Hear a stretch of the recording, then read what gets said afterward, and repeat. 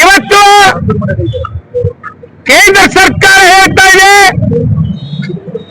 1 ವರ್ಷಗಳ ಕಾಲ ಪೂರೈಸುವಂತ ಎಲ್ಲ LPG CNG ಪೆಟ್ರೋಲ್ ಡೀಸೆಲ್ ಅನ್ನ ಬಳಕೆ ಮಾಡುವಂತ ವಸ್ತುಗಳ ನಮ್ಮ ಹತ್ರ ಸ್ಟಾಕ್ ಇದೆ ಅಂತ.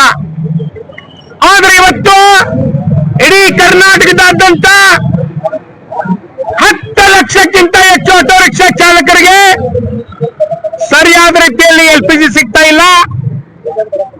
ಇವತ್ತು 60 ರೂಪಾಯಿ ಇದ್ದಿದ್ದು 55 ರೂಪಾಯಿ ಆಗಿದೆ, 75 ರೂಪಾಯಿ ಆಗಿದೆ, 85 ರೂಪಾಯಿ ಆಗಿದೆ. ಇವತ್ತು LPG ಪಂಪ್ ಮಾಲೀಕರು ಹಗಲು ಧರಣಿ ಮಾಡ್ತಿದ್ದಾರೆ. ಇವತ್ತು ಜಿಲ್ಲಾ ಆಡಳಿತ ಇವರ ಮೇಲೆ ಕ್ರಮ ತಗೋಬೇಕು. ಸಂಬಂಧಪಟ್ಟ ಇಲಾಖೆ, ಆರೋಗ್ಯ ಇಲಾಖೆ, ಎಲ್ಲಾ ಇಲಾಖೆಗೆ ಇವ್ರ ಮೇಲೆ ತನಿಖೆ ಮಾಡಿ ಇವ್ರ ಮೇಲೆ ಸೂಕ್ತ ಕ್ರಮ ತಗೋಬೇಕು.